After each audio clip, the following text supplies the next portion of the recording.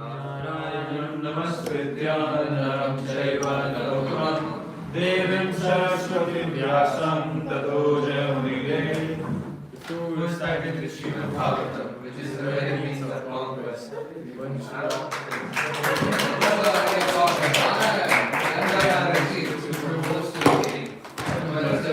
The goddess of learning, and to Srila Bhakta, the author. Nashtakayeshu Bhadreshu Nityam Bhagavata Uttama-shloke Bhaktir Bhavati Naishtikihi. Verses in Srimad Bhagavatam. And by rendering the services to the pure devotee, all that is troublesome to the heart is almost completely destroyed. Service unto the personality of Godhead, praised with transcendental songs, is established as an irrevocable fact. Om Ajnana Timirandasya Jnananjana Shalakaya Chakshuranu Militam Yena Tasmai Shri Gurave Namaha. Darkness of ignorance, the spiritual master with the eyes, with the torchlight of knowledge. Offer my respectful obeisances unto Namo Vishnu Padaya Krishna Prasthaya Bhutale Srimate Bhakti Vedanta Swami Nityanamine Namaste Saraswati Devi Gauri Vani Pacharya Shri Srimati Pashdesh Tarana.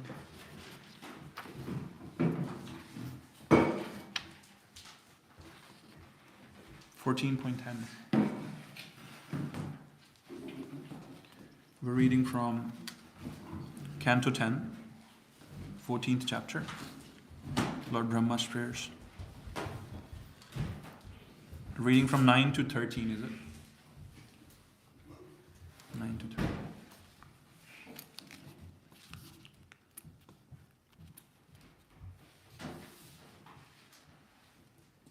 Good morning, Shakira. Good morning. Hare Krishna. I know.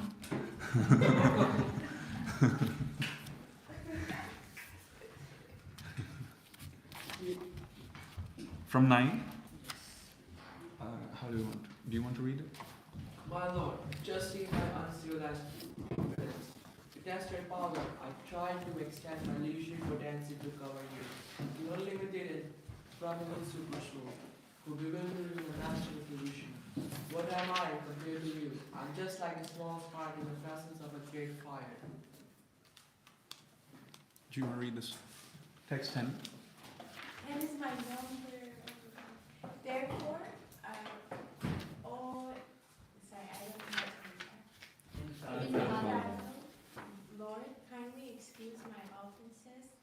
I have taken birth in the mode of passion, and am therefore simply foolish. Presuming myself a controller independent of your lordship, my eyes are blinded by the darkness of ignorance, which causes me to think of myself as the unborn creator of the universe. But please consider that I am your servant and therefore worthy of your compassion. Text 11. Thank you. What am I? A small creature measuring 7 spans of my own hand. I am enclosed in a pot-like universe composed of material nature, the total material energy, false ego, ether, air, water, and earth. And what is your glory? Unlimited universes pass through the pores of your body, just as particles of dust pass through the openings of a screened window. Screened window. What is a screened window? Who here knows that? Is it Maya itself? Screen window? Well, technically, yeah, I guess everything material is part of Maya. Those of you from India, that you would know, you know those metallic mesh Literally, what is on the window, so that's what it is, the screened window. So imagine this when you're reading this. As the dust particles do pass through that meshed window, do you remember it used to get clogged after a while? You have to get it. You don't know what I'm talking about? Yeah. You look perplexed. Anyway, so it's that. So just like that, universes, unlimited universes passing through the pores of Krishna's body, like that. So just want you to visualize it. Next.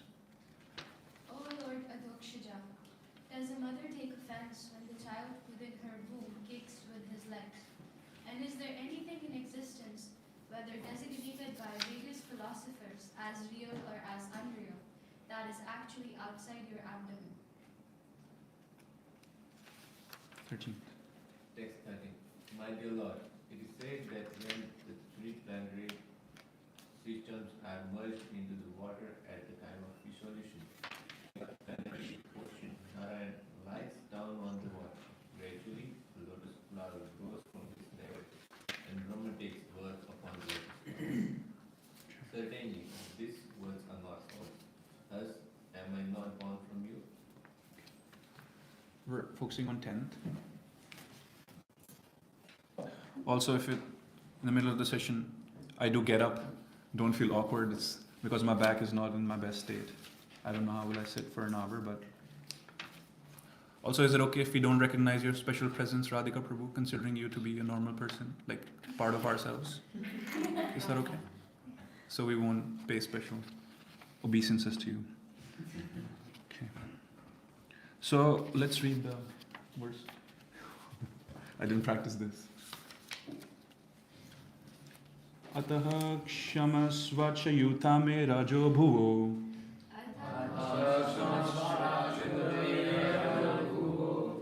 ह्यजन्तास्त्वात् पृथगिषा मनिना अजावले पन्धा तमो अन्धा चक्षुषा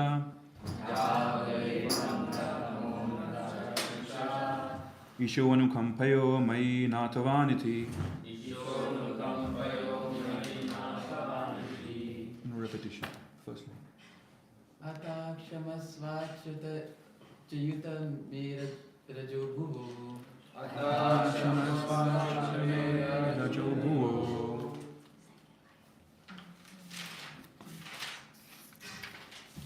I don't know. You can try. We won't hurt you. Okay, so how do you spell the ones that has the Dash. dash on top of the A? So it's like Okay. Hey, is it hey? Hey.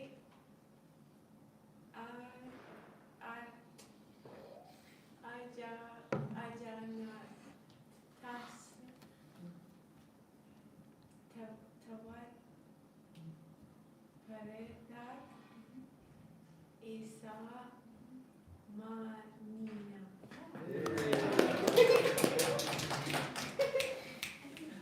You won't repeat?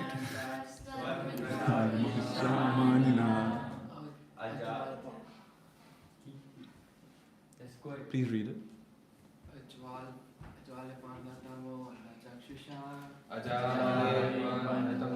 Tamo andha chakshusha. Esho nukampeyo mayi nathvaniti. Esho nakumpeo mayi nathvaniti. Athakshama swachyuta mera jubhuvo. Atha shamasvachita mirajo bhuvo.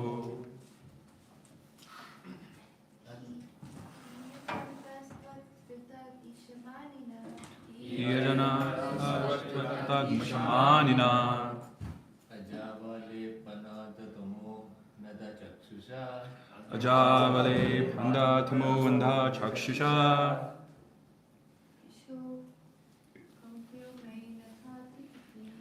Esho anukampayo mayi nathvaniti. Atha kshamasva shutamera jabhuvo. He ajanta swata shamanina. Ajavale panda tamuanda chakshusha.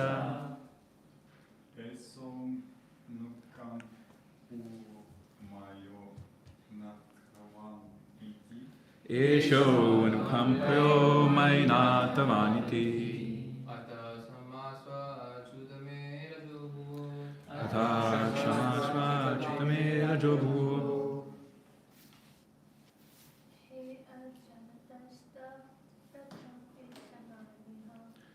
He ajanata swa pritagi shamanina. Ajavale panda tamunda chakshusha. Esho anukampayo mayi nathvaniti. translation, Prabhu by His divine grace, Srila Prabhupada. Oh, we can do word for word, but really quick and together.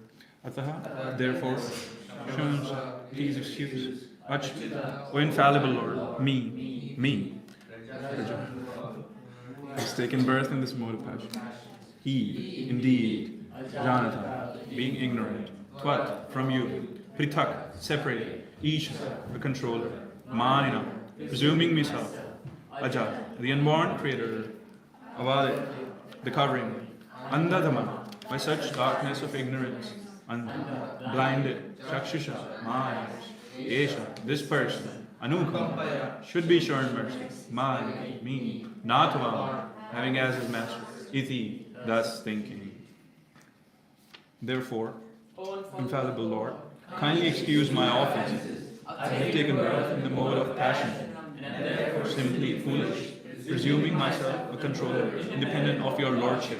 My eyes are blinded by the darkness of ignorance, which causes me to think myself as the unborn creator of the universe. But please consider that I am your servant, and therefore worthy of your compassion. Purport. You can read together. In his commentary, Srila Vishwanath Chakravarti Thakur explains that Brahma wanted to present the following argument to the Lord. My dear Lord, because I have acted so badly, I certainly deserve to be punished. On the other hand, because I am so ignorant, you should consider me an innocent fool and be merciful to me. Thus, although I deserve both punishment and forgiveness, I humbly beg you to exercise tolerance in this matter and simply forgive me and show me your mercy. Words Natavaniti indicate that Lord Brahma wanted to humbly remind Lord Krishna that he was, after all, Brahma's father and master, and should therefore forgive the unfortunate transgressions of his humble servant. Every conditioned soul, whether he be Lord Brahma or insignificant animal, falsely identifies himself with the material world, and in this way forgets his eternal relationship with the Supreme Personality of God. Lord Brahma, because of his prestigious position as the cosmic creator, also tends to identify himself as the Lord of this world. And thus he sometimes forgets his position as an insignificant servant of the Supreme Lord. Now, by Lord Krishna's mercy, this false identification is being rectified, and Lord Brahma is remembering his constitution as their eternal servant. Thank you. Srila Vishwanath Chakravarti Thakur is actually a very important personality. I was reading about when Srila Prabhupada didn't take sannyas. At the time, still in his heart and his mind, there was a firm resolve about following his guru's instructions. He didn't quite know at the time how exactly will it materialize. But readings of Srila Vishwanath Chakravarti Thakur gave him the inspiration, and his words kept him moving and thinking. That's what he says. So I don't know more about him, but maybe it's a good idea to research. Now I want us to please focus on what Brahma is saying here right now. In the first paragraph, there's quotes. Because this also appears to be funny. And when I read it, I was a little confused because you see where he says here. He says, my dear Lord, because I acted so badly, I deserve to be punished, so to speak. On the other hand, because I am so ignorant, you should consider me a fool and be merciful to me. This sounds very smart. Although I deserve both punishment and forgiveness, I beg you to exercise your tolerance and simply forgive me. Basically, are you able to understand what I'm trying to focus on? Like, I could and I still can't completely understand what is Brahma's mood and attitude here. But then I did listen to some of the lectures. There was one from Vrindavan, Her Grace Narayani Mataji, she's called, and some of the other commentaries I read. So that's helped me understand it better, but I'm still not exactly sure because Brahma here is very humble, but at the same time, he's being very, the kind of relationships that you have with your parents is almost like you own them. That relationship of belonging, he also seems to carry that because he's saying that he has committed a great offense, but at the same time, he's very clearly asking, he's saying that I deserve both punishment and forgiveness, but you do forgive me. Because often when we make mistakes, we go into the mood of oh, I don't even deserve forgiveness, and you become all cranky. But here Brahma is showing us to not do that actually. I don't know if we're ever capable of getting into this mindset that being humble at the same time understanding that I need to be forgiven. This is a complex emotion actually. Because Brahma is reminding Krishna that he's almost obligated to forgive him. But when I did think of it and compared it with our relationship with our parents, I started to accept it a little better. Because that's what happens with our parents also. Is that when we do make mistakes, genuine mistakes, and we ask them for forgiveness, if we've wronged them, there's also a certain sense of ownership in that relationship that we actively seek forgiveness from. And so with our friendships and our whatever kind of relationships. There's something to learn from Brahma here. And at the end of purport, something significant is here if we see the last line. Brahma says, now by Lord Krishna's mercy, this false identification is being rectified. Prabhupada is saying that. And Lord Brahma is remembering his constitutional position as the eternal servant of God. So Brahma's done a lot of things here, but at the end of the day, by Lord Krishna's mercy. Now, I don't want to get into too much into of our regular arguments of whether it's mercy or if it's sadhana which ultimately gets you there. Well, it's a combination of both. One leads to another. We've heard that. But Prabhupada just keeps on emphasizing it again and again. There are two things that we should try to understand here. That we should try to fit into the shoes of two personalities here. One is Brahma and one is Krishna. Brahma's mood we can try to understand. But what about Krishna's mood here right now? What he must be thinking. Because Brahma is very dear to Krishna. He has wronged him. Think of it as like a parent. The child is coming and seeking forgiveness. Now, Krishna obviously wants to forgive, but he wants to make sure that it doesn't come so easy.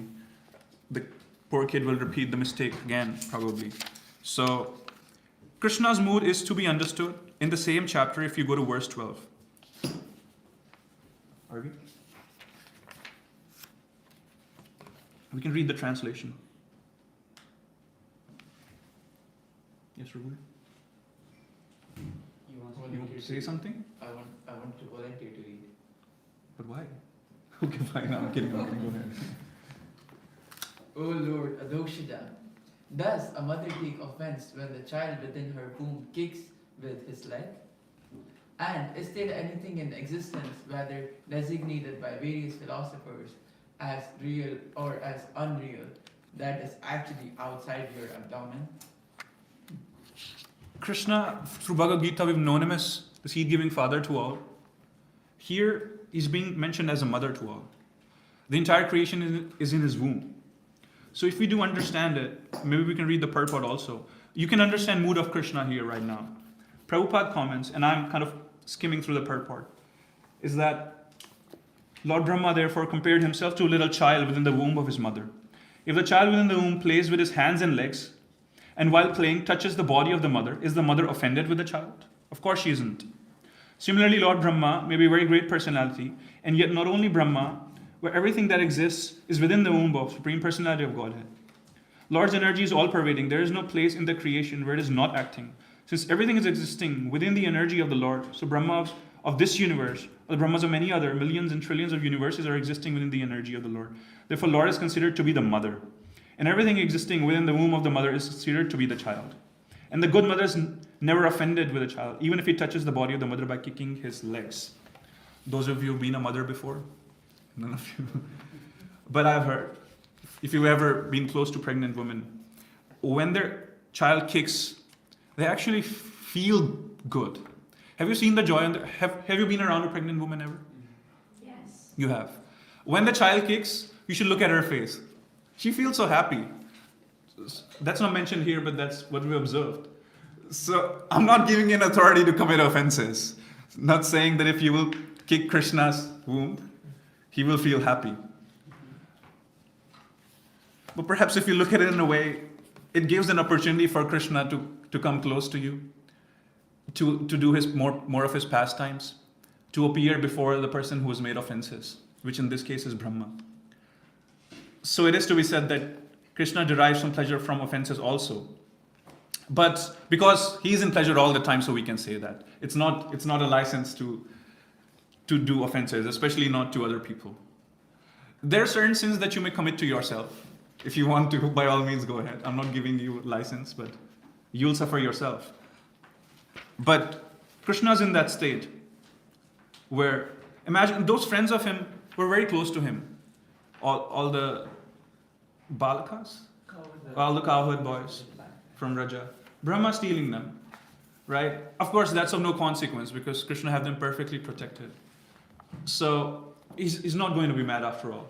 But then, by it all, he's kind of like amused, just as a mother is when a child commits mistakes. And we're talking about Brahma here, who's like the person in the universe, right? But there's something that we can learn from, and this is mentioned in Nectar of Devotion. It's actually from Skanda Puran originally. This is very funny because we were discussing Skanda Puran yesterday. Is that there are 3 ways to offer submission, 3 ways to submit to the Lord. One is called, my handwriting's terrible. Samparar Tarsatmika or something like that. I'm sorry about my handwriting. Which is to feelingly pray. Another is Danya Bodhika, Danya Vadika, which is to humbly submit. And if you notice, Lord Brahma's attitude from verses 9 to 13, what we read today, is that attitude. Is Danya Bhav.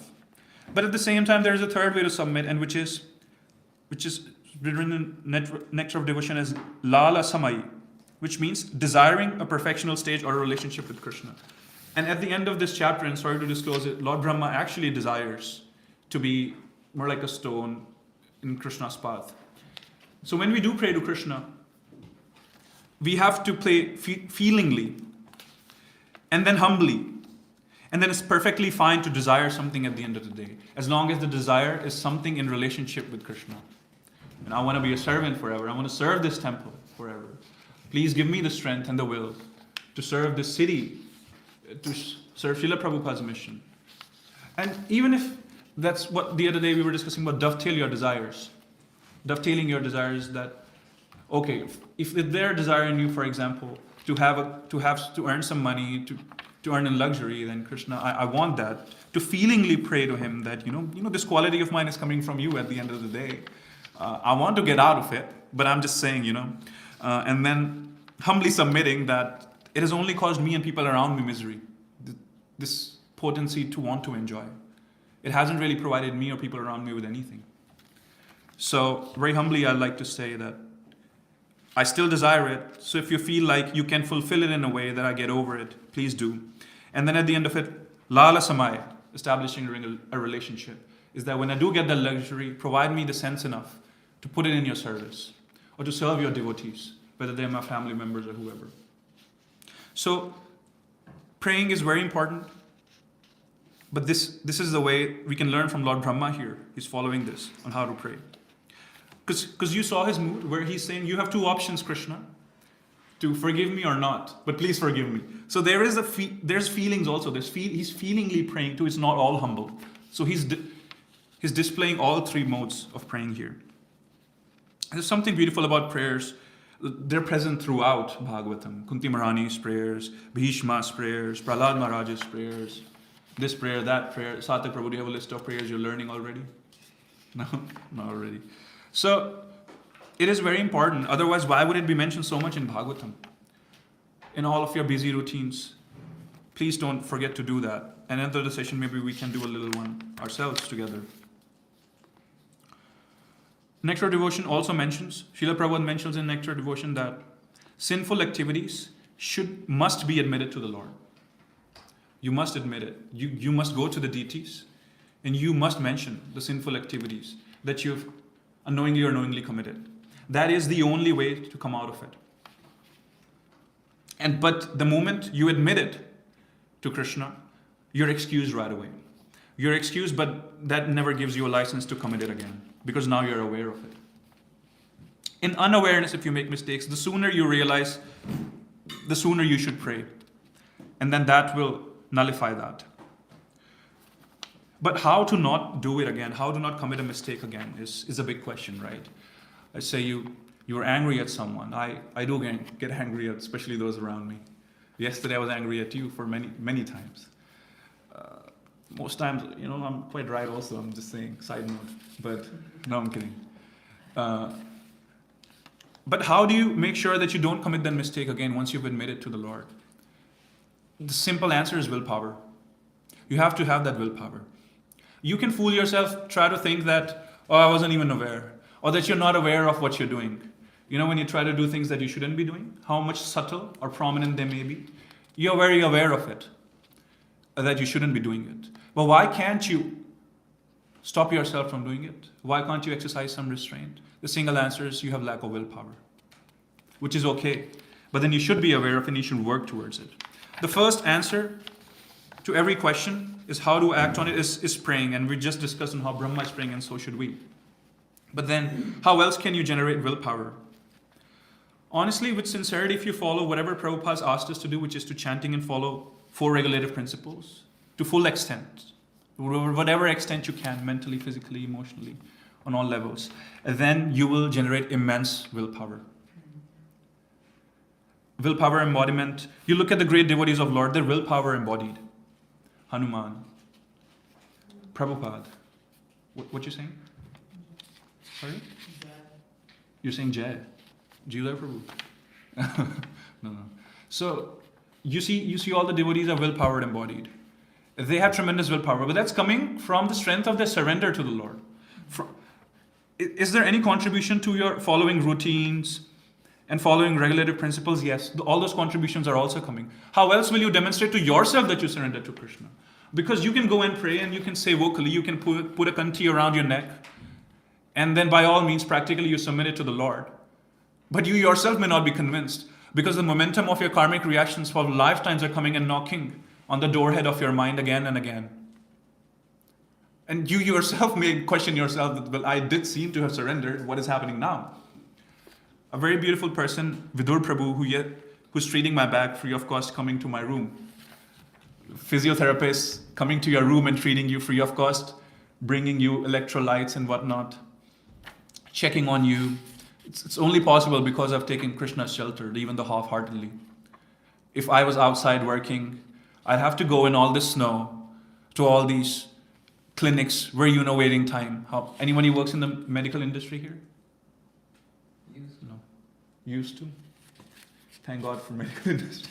I'm kidding. No, we're just very lucky to have you, I mean. That's what I mean to say.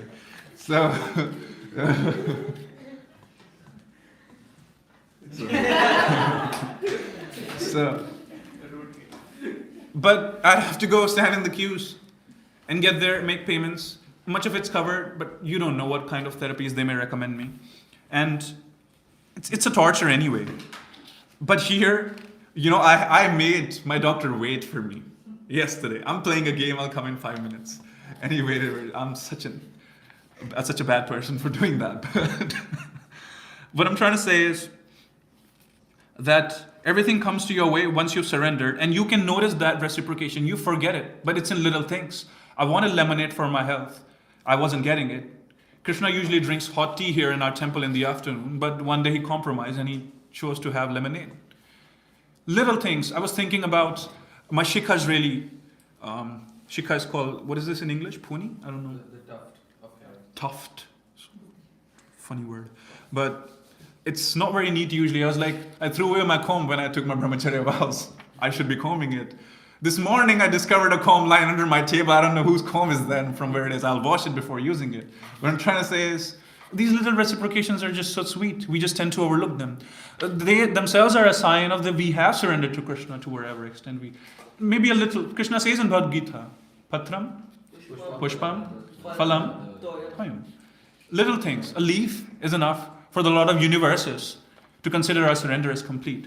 But then again, these karmic momentums, they come knocking at the doorstep of our mind. Vidur Prabhu was explaining, which is why I mentioned it, is like, imagine if you are a rice farmer and you've cultivated rice from 2019, the year 2019. You put it in your storage. Now you keep on piling the fresh stack of rice on the top of it. Latest rice from 2020, 2021, 22, all the way to 26. But when you have to eat from that granary, and you have to open the tap to get your grains, the ones at the bottom, which are from 2019, will come out first. So the karmic momentums of the activities that we have done throughout our lifetimes, they're very much actively at play.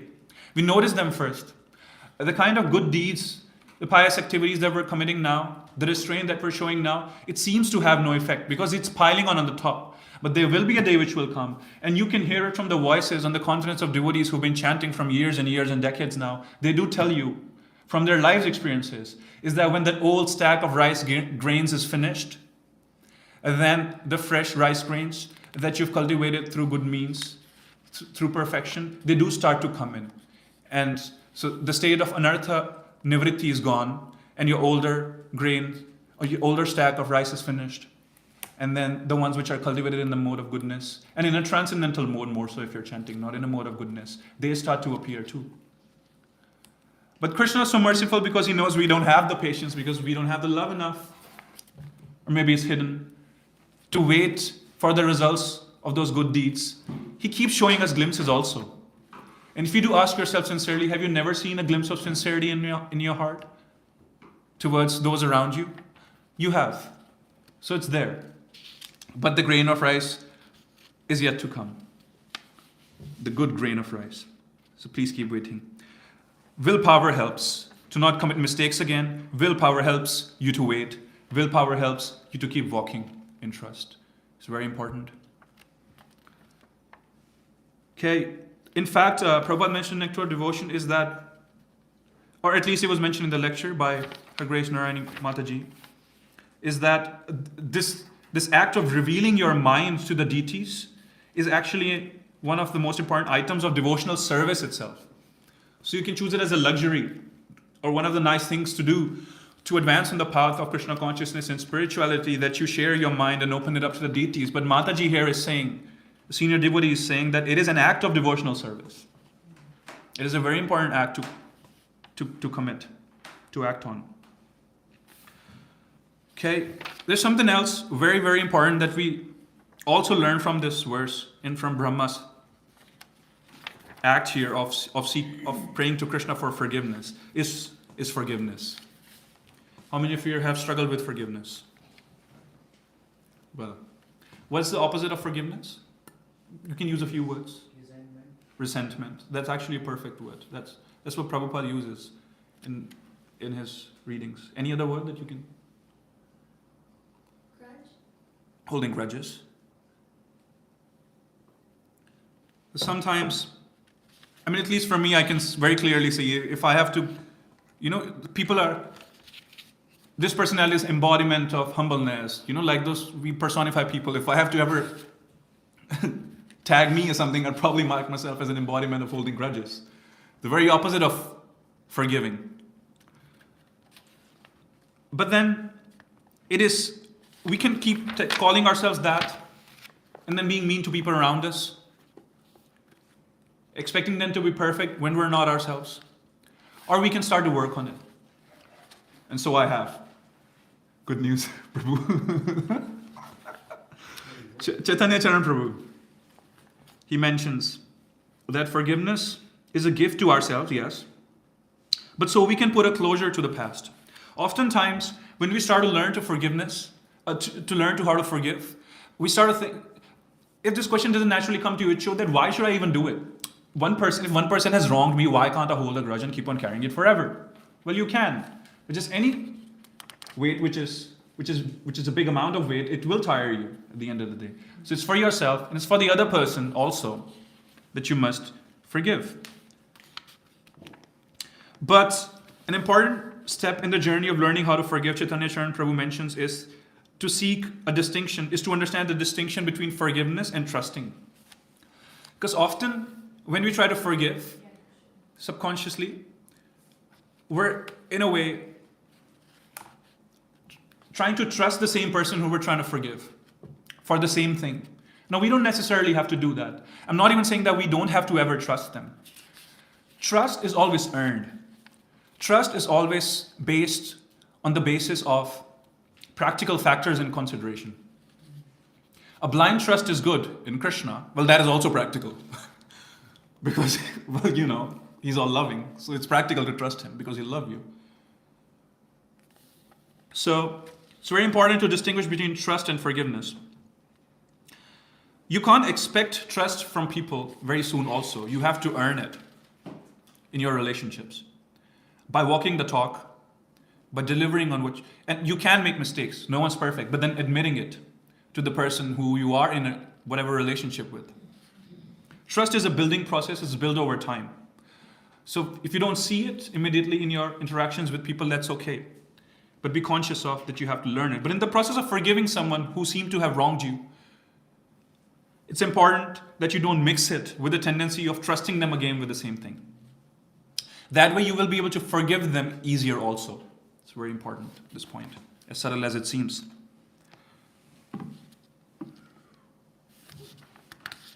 In fact, Mataji mentions in the lecture that not forgiving others is actually living in ignorance. So again, very technical, but the whole point of doing all this sadhana is to elevate yourself from the three modes of material nature ultimately, but to keep yourself in the best mode, which is the mode of goodness, sattva guna. And if you don't forgive, then you go into resentment, and then you keep on holding grudges, and then you keep oscillating between the modes of ignorance and modes of passion. So it's not good for your progress either. Can we think of some of the personalities who were forgiving, who that we know of? Nityananda. Yes. Haridas Thakur. Haridas Thakur. Haridas Thakur is an acharya from our tradition. He was beaten several times because of his devotion to Krishna. Lashed, severely beaten, but he would forgive. He would wish the best for the person who were torturing him. Any other person that you can think of? Draupadi was forgiving? I'm not very aware of. But I think towards the end of Mahabharata, she seems to witness it. You're right, now I remember. Jesus, here, we're in Canada, it's Western world. Very important personality. Even when he was being crucified, he was being nailed, he was just praying forgiveness for those who are doing it to him. What about Prabhupada? And the prominent devotee we know of. There's a photograph. I don't know if it's in the live stream or not. But there's some story which was mentioned in the same lecture is that there was this devotee in the Juhu temple, or at least in the Mumbai area, or then Bombay area, who they were able to find out the management that he was stealing money and stuff, and then he was trying to do his own thing on the side. And then even while he was serving in the temple, he started to spend time on the Juhu beach with some apparently or wannabe yogi, and he was learning from him the art of passing a coin through one ear and getting it out from the other, learning all kinds of trickeries. And then his mistakes were being forgiven by Prabhupada for a long time, but then when this was noticed by devotees that he's learning all this, he's not even focusing on devotion. And then at the time, the leadership of the temple, Tamal Krishna Maharaj, he mentioned that he was trying to convince Prabhupada that we have to practically throw him out now. This is unacceptable. But Prabhupada said that, I don't want to use my own words. Prabhupada said that you do not know the mercy of Nityananda. So that's what Prabhupada mentioned there. And there are other instances where Prabhupada, when he noticed, so there was one time when Her Grace, Narayani Mataji was mentioning it, that a devotee, not a devotee, but some person came in the temple and they were criticizing Prabhupada very vocally in front of everyone, almost abusing him. And then everyone was angry, but Prabhupada asked him to shush. And then when he went away, Prabhupada mentioned that I must have offended him in past life and I'm getting what I deserve. Those are his words. Well, if you're a leader being led by so many people, someone comes and says anything to you. In our little sessions, we say mean things to each other without realizing. It's very difficult to say that, I deserve it, or to feel that. But Prabhupada is saying that quite clearly here. So this tendency to be able to forgive, this quality itself, is a sign that you are progressing on the spiritual journey and how much advancements that you need to have. Prabhupada also mentioned in the same incidents that devotional service is more important, even if they steal money. So it's how can you understand such a personality? Now coming to Nityananda Prabhu, and I must thank our Nityananda Prabhu here, Nityananda Das Prabhu, because there's something about Nityananda Prabhu that fascinates me. Why am I thanking you? No, not you, the OG. Something about the Nityananda Prabhu that fascinates me. But I don't know what is it. Because even it's happened a few times when I've taken darshan up there. I usually dismiss these things as illusion. But I've seen the color of his eyes changing, things like that. Often I feel like he's trying to converse with me, but I have some predisposition, which is not out of choice. Before I moved into the temple, I had my little Radha Krishna's picture, and I used to cook for them and stuff, and used to chant. I was very attached to them, still am. But even at the time, I was doing everything for Krishna in my head, but naturally I was being shifted towards relating more to Radharani, and that's something that I've beaten myself down for, because we're not allowed to vocally talk about all this here, because it's too deep, it's too sweet a mellow to be discussed publicly usually, but especially by neophyte devotees like me. But then I fought this tendency almost, but now I'm not. What I'm trying to say is that it's only Nityananda Prabhu that I've felt somewhat similar emotions for, as I do for Radharani. And it was very surprising when I read about that he's considered to be mercy and compassion personified, which is what Radharani is also. Who is the most close to Krishna? We know it's considered to be Radharani. But if you could ever think of another personality most close to Krishna, then we think of Balaram. I don't know what is the relationship between the two of them, but my mind constantly, naturally goes into that room of thought. So if you have pastimes that you guys are aware of, where there was some interaction between these two personalities, you have to send it to me. And that's when I want to thank you, because one time I asked you that question. And then you shared that pastime with me from Gaur Leela when Mahaprabhu was sitting, where at Gadadhar Pandit's place? You don't know where? But Mahaprabhu was sitting, and what was the pastime that you shared with us? That he changed into Radharani's form. Oh yeah, so the devotees, they were discussing the two wings of gopis, and someone saying this wing is greater, and then conclusion was Radharani's wing was the best, and Mahaprabhu was so happy that he got so ecstatic that he literally changed into Radharani's form. And only Nityananda Prabhu could see it. Yeah. I used to think that is their relationship very distant, because when Krishna wants to enjoy with his friends, that's when he and his brother, that's when Nityananda Prabhu and Balaram come into the picture. Is there no what's the English? Like overlapping or of Radharani and Balaram ever coming in contact? But there are stories, them acting like gatekeepers near Govardhan and taxing the gopis when they're going, which included Radharani. So there are those interactions like that, but I have never seen such close interaction between the two of them until you shared that pastime with me. So I felt very, very happy when I got to know about the pastime. And it was just very beautiful a coincidence that yesterday when we were doing the game here, we were playing some scribbling game to guess pastimes, that you gave me the pastime again. When you do such things, then I do make promises to myself to always be by your side if you ever do such things. So don't do this, because then you can mess with me. I won't able to do anything.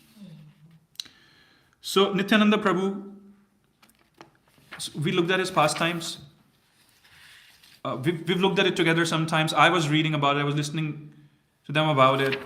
And it's very strange, because I don't understand. I don't want to understand anymore. But it's just very beautiful. It feels very similar in a sense to Radharani, but yet it is different somehow. And I was reading this book, which is by, I think, His Holiness Haldar Swami Maharaj, his disciple of Gaur Swami Maharaj. Is that correct? That book is on Guru Tattva. The book talks about how Guru Tattva, I think it's mentioned in other books also. I read it there. Guru Tattva is a combination of Nityananda, basically Balaram and Radharani. So there has to be some relationship between these personalities. Not I'm saying the relationship directly, but some relationship in a sense or whatever in quality. Because it can be just a coincidence that they're both considered to be the constituents of this Guru Tattva, and they both are considered to be an embodiment of mercy and compassion and forgiveness. Is very important. So those of us who struggle to forgive, including myself, maybe we can use some time today to pray to Nityananda Prabhu. Maybe you can write a few lines right now. Because we can try, we can attend seminars on forgiveness, and we can listen to lectures, and all of these will help, why not? But at the end of the day, if you have to drink water, you have to go to the well. You have to go to the ocean. So if you have to learn or try to be more forgiving, you have to go to the ocean of forgiveness, which is Nityananda Prabhu. So we'll do some prayer together. You can write what you want to. In fact, in that bhajan, which we're going to sing in about a week on Nityananda Triyodashi, what is it, the bhajan called? Kor Nitai? Kor Nitai, Kor Nitai. So, Bhakti Vinod Thakur, at the end of it, he says, Bhakti Vinod Daki Koe, Nitai Charana Bina, Ar Nahi Ashray. Without taking the shelter of the feet of Nityananda Prabhu, it's just impossible to cross this ocean. So, maybe we can make a prayer to him right now, if you guys are fine with it. And maybe write him a few lines about how much you're struggling with forgiveness, and that you actively want Nityananda Prabhu to help you in that. You can keep it short or long. I'll give you a couple of minutes, not more. Can we please maintain silence?